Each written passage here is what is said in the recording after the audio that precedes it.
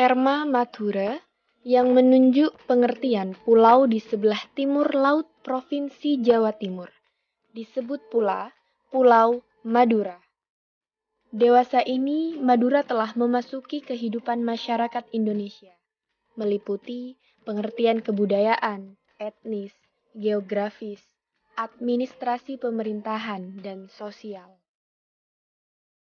Selain itu, Madura juga telah menjadi objek kajian dunia ilmu pengetahuan, terutama ilmu-ilmu sosial dan humaniora yang membahas tentang kebudayaan dan daerah Madura.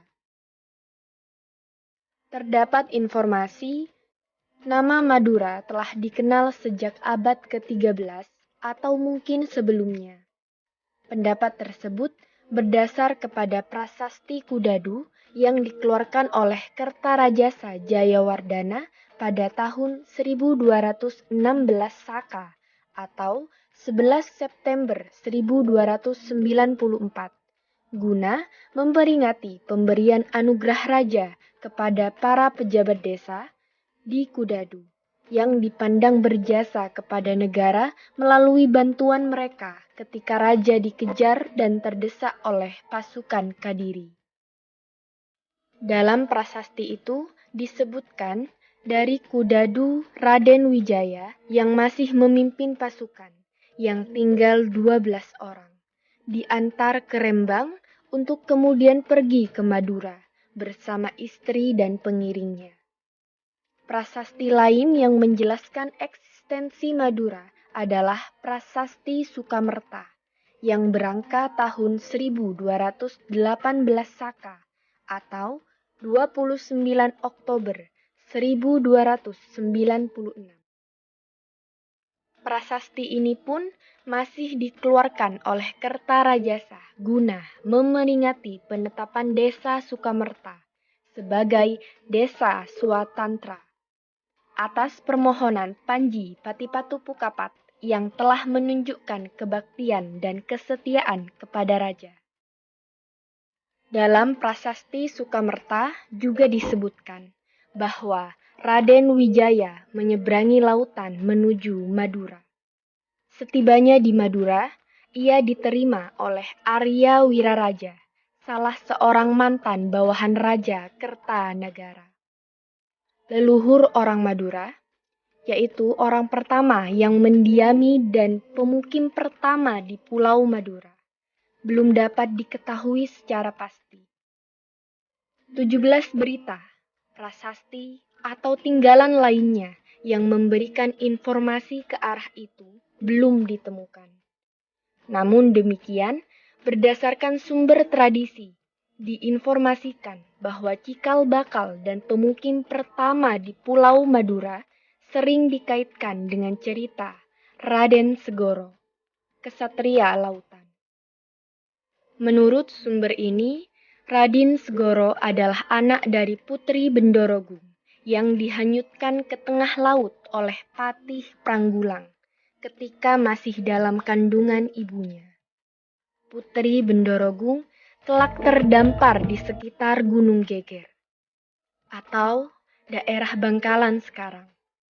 Daratan itu kemudian disebut Madu Oro, yaitu pojok di arah-arah atau diartikan pula pojok menuju ke arah yang luas.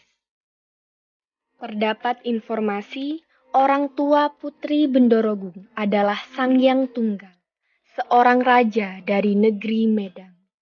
Terkait dengan nama Sanghyang Tunggal, Larope dan Sotijo menyebutkan bahwa diduga yang dimaksud adalah Rakai Panunggalan, raja ketiga kerajaan Medang, Kamulan di Poh Pitu. Masih dalam sumber tradisi, pada suatu ketika kerajaan Medang diserang oleh pasukan dari Cina. Di dalam peperangan tersebut, kerajaan Medang berkali-kali menderita kekalahan. Hingga pada suatu hari mereka didatangi oleh seorang tua. Orang tua itu mengatakan bahwa di Pulau Maduoro tinggal seorang anak muda yang bernama Raden Segoro. Raja Medang Kamulan dianjurkan untuk meminta bantuan kepadanya jika ingin menang dalam perang melawan pasukan Cina. Singkat cerita, Raden Segoro berangkat menuju kerajaan Medang dengan membawa senjata yang diberi nama Si Nenggolo. Dalam pertempuran yang dipimpinnya, banyak tentara Cina yang tewas, sehingga kerajaan Medang terbebas dari kekuasaan dan pengaruh mereka. Dilihat dari bentangan sejarahnya, Madura dicatat sebagai etnis yang terlalu lama dan bahkan sering berada di bawah supremasi etnis dan bangsa lain. Kondisi itulah yang diduga membentuk karakter dan kepribadian mereka menjadi teguh pada prinsip. Salah satu prinsip orang Madura, sebut saja misalnya mereka mampu mengambil dan menarik manfaat yang dilakukan dari hasil budi orang lain, tanpa mengorbankan kepribadiannya sendiri. Mereka pada umumnya sangat menghargai dan menjunjung tinggi solidaritas kepada orang lain. Karakter dan kepribadian seperti itu menjadikan orang-orang Madura di luar Pulau Madura mudah dikenal. Mereka lebih supel dalam pergaulan dan menunjukkan sikap toleran terhadap sesamanya.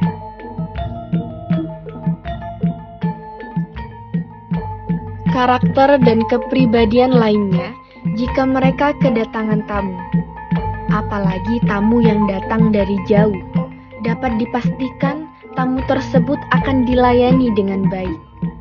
Orang Madura berani berkorban untuk menjamu tamunya.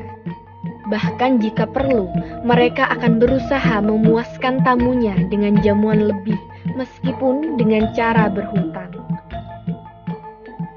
Namun demikian, hal sebaliknya, jika penghargaan yang telah mereka berikan itu ditolak, seperti enggan mencicipi hidangan yang mereka suguhkan, tamu tersebut dipandang telah menginjak harga diri mereka. Disitulah mulai tumbuh benih-benih rasa benci dan dendam.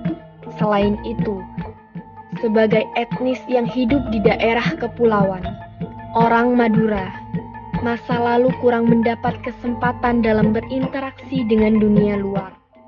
Situasi dan kondisi ini pun diduga kuat ikut membentuk karakter dan kepribadian mereka. Orang Madura menjadi sangat berhati-hati. Sesuatu yang datang dari luar bagi mereka adalah ancaman terhadap dirinya. Pada sisi ini, mereka akan berusaha memelihara dan menjamin nilai-nilai yang mengakar dalam dirinya.